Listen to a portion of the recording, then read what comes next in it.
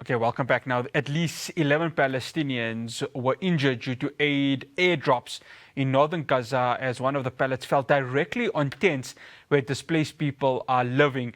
Now, the Israeli occupation forces announced that it would carry out airdrops of the humanitarian aid as part of the ongoing efforts to allow and facilitate the entry of aid into the Gaza Strip. Joining me now, I'd like to welcome from Islamic Relief South Africa, its National Volunteer Coordinator, Zaheer Rajah. Zaheer, always good having you on here. Assalamu alaikum wa rahmatullahi wa barakatuh. Wa alaikum salam wa rahmatullahi wa barakatuh. Jazakallah to you and the team for allowing us, this opportunity to just give the message of what is going on in Gaza and what Islamic Relief is doing there. Yeah, no, alhamdulillah. And I think, Zaheer, I want to start off, of course, with this, the statement from Islamic Relief from a global perspective, mentioning that July 2025 was probably the most deadliest and the worst we have seen since the start of the genocide. And I think it fits that, doesn't it? When you see the starvation, when you see babies being denied formula, when you see the hunger in Gaza, I mean, the statement just justifies all of that. Yeah, so look, when we're looking at what's going on in Gaza, for me, when we look at October 2023, that started way before that. We know that. But in October 2023, things escalated. If you look at the stats, right, like you just mentioned now, water not getting, or whatever it is not getting to the kids, we have to ask permission to get one bottle of water. Imagine to get one bottle of water into Gaza, we have to ask permission, even that is denied. That's just for me for us to, just to think about it. One bottle of water, we can't even get it to the little child. If you look at the stats, 57,000 people, and these are counted. These are just what's counted, not counted. 57,000 people have been killed. From that, 17,000 are children. 17,000 are children. And then if you look at about 137,000 are injured. And there's no hospitals. There's access to no water. There's access to literally nothing. When we speak to our teams on the ground, just about 4 weeks ago, our head of procurement from Gaza, so we in Gaza, we have been there, we have officers from 1997, alhamdulillah, all to the grace of Allah. He went to go and get flour. And he was amongst the 60, 70 people who was caught in a bombing, and his life was taken. He was killed. He was murdered.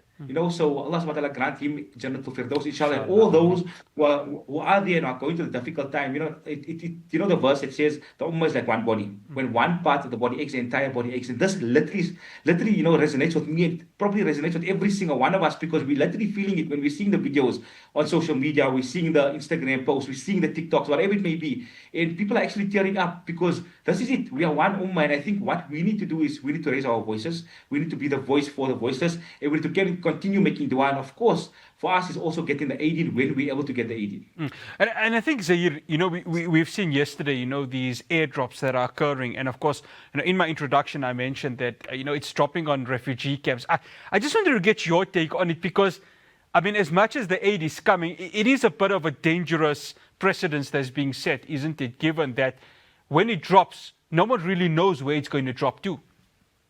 Right. So if you look what's happening in Gaza at the moment, we got Gaza, which is probably, say, from Johannesburg to Soweto, and then maybe from Soweto to Braamfontein, right? Maybe that's the area.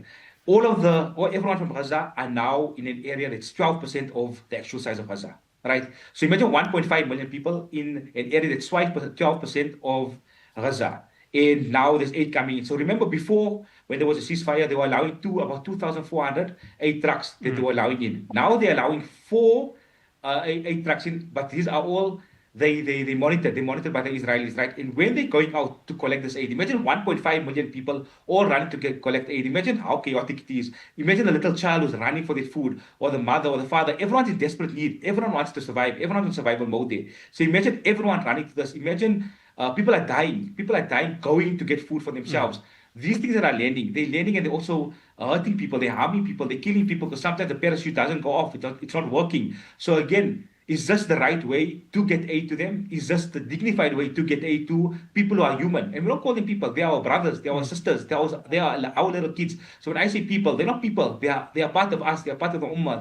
That's my mother. That's my father. And that's why we feel it so deeply. So for me, I think there's more dignified ways that you can get the aid into Gaza, and that's what we're waiting for. Look, there's talks about a ceasefire. Yesterday we just heard. So we're hoping that, inshallah, to the grace of Allah, this will happen. And I think we just need to keep raising our voice. We need to keep raising funds, because as soon as the humanitarian corridor is open, Islamic Relief will be there on the ground, inshallah. We're there ready to again serve the way we were before the escalations, before the 2nd of March, when they closed all borders. Yeah, and I think, you know, Islamic Relief, of course, an organization that is recognized by the United Nations. And it comes to my next question. The United Nations has insisted that its organizations, its affiliates, those who are, of course, recognized by them, must go ahead and deliver this aid. And of course, what we saw in this last few weeks is this so-called Gaza Humanitarian Foundation, which on one end has aid and on the other has a weapon to kill the people. And I'm sure both you and I, we've seen the videos. Many of our fellow South Africans and across the world have seen these videos. And I mean, from a humanitarian like yourself, Zaheer, seeing what this GHF has been conducting, not only is it war crimes, as many people have mentioned right now, but it's just a stain on what humanitarian organizations are, and that is to deliver the aid to people that are suffering in war zones and genocide zones like what we're seeing in Gaza right now. Yeah, so look, for me, alhamdulillah, through the grace of Allah, through our donors, through our volunteers, to the communities around the world, in South Africa. So before the borders were shut on the 2nd of March, Islamic Relief, we did over 72 million hot meals since since October 2023 till March 2nd. Again, this is only through the grace of Allah and through our donors.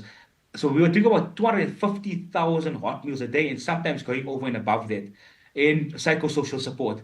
I mean, for us, yes, alhamdulillah, we're getting that hot meal, and that is our first focus when the borders are open, when this humanitarian corridor is open. We will be focused on delivering hot meals, water, also psychosocial support, medical care, whatever it is that we can do in our ability, to the best of our ability, we are there to do it. I mean, alhamdulillah, Islamic Relief, we are Islamic Relief, we've got the expertise in doing this here. I mean, if you're sick, you go to a doctor. If you need a lawyer, if you need something that's legal, you go to a lawyer. Again, Islamic Relief is there. We're on the ground. We've been in Gaza since 1997. Our staff there, they Palestinian, they speak the Palestinian language, they eat in this Palestinian food. They've also evacuated a number of times. So they're part of this. They've been part of this forever. They're from Palestine. So for us, it's I don't say stories. We're getting feedback from our family that's on the ground in Gaza. So again, Islamic Relief, we're there. We're waiting for the humanitarian corridor to open. We're waiting to get aid in, and we have to collect funds. We're asking the communities to continue to donate, continue to open your hearts to Islamic Relief, because we are, as soon as the humanitarian corridor is open, Islamic Relief is there ready to answer the call to those most needy in Gaza, and we know most needy is every single one of them. Yeah, and I think, the aid workers of Islamic Relief, and you hear a lot of the testimony, of course. It's a difficult time, isn't it, Zaheer, because they themselves are starving right now. It's not just the journalist or the ordinary citizen within Gaza. They themselves are starving right now. And I just want to get your take on what they've been speaking to you as we speak at this very moment towards the end of July 2025, as this genocide really continues to become or go from bad to worse. So look, they look at about 475,000 people are on the verge of famine. They got nothing, right? They say 1 out of 3 kids are dying every day of being starved. Again, being starved. Imagine being denied what we take for granted, having a loaf of bread or a glass of water, being denied what is your right to have, which is food to eat every single day, being denied it. So imagine 1 of every 3 kids are being killed. 475,000 people, wow, our brothers and sisters are on the verge of dying because of not having food. Right? And I want to pause there, just for myself, firstly, to think, 475,000 people not having food. Right? So for me, that, Allahu Akbar, what we can do is we can continue to make dua. Continue to make dua that Allah subhanahu wa ta'ala open the borders, that Allah subhanahu wa ta'ala, allows us to continue being of service to humanity, and Allah subhanahu wa ta'ala don't replace us. Let Allah subhanahu wa ta'ala continue to use us in doing His work, inshallah. Inshallah. I mean, Zaheer, one final question. If, of course, the 60-day ceasefire occurs, I think both you and I would like this to be a permanent ceasefire. Given that, I think we all know that Israel would continue after those 60 days to continue this genocide. But, I mean, 60 days is not enough, isn't it, Zaheer? I mean, we want more. But within that time period, so much is going to have to be done to try and give a decent living to the residents of Gaza? So I look at Islamic Relief being on the ground, alhamdulillah. The last time they called for a ceasefire, Islamic Relief was the first on the ground to respond by even clearing the rubble so that our brothers and sisters could go from the south and walk into the north. They could walk onto the pathway to the north. Again, as soon as a ceasefire is called, inshallah, very soon, we hopefully in this week, we are there. We're ready to start distributing hot meals. We're ready to get the water in. We're ready to get in the basic necessities which we take for granted. Medical care, whatever it may be, we're there. We're ready to respond, inshallah. And this again, we can only do through our donors, our community, and through, of course, like Salam Media, allowing us this platform, Hilaal TV, all this, allowing us this platform, to give the message to the communities of what Islamic Relief is doing. So again, we thank Hilaal TV for giving us an opportunity, for just giving the message of what Islamic Relief is doing there. Continue to donate, because when those humanitarian corridors are open, we are ready to serve. We are ready to go into Gaza, prepping those 250,000 hot meals a day. Inshallah, more than that also, so we can reach as many people as we can. Zaheer, absolute pleasure having you on. Jazakallah so much for joining us. Assalamu alaikum wa rahmatullahi wa barakatuh. Wa alaikum salam wa rahmatullahi wa barakatuh. That is Zaheer Rajah from Islamic Relief, South Africa. That's all we have for you here on News in Focus from myself, Ross Patel, and the rest of the team in Johannesburg. Assalamu alaikum wa rahmatullahi wa barakatuh.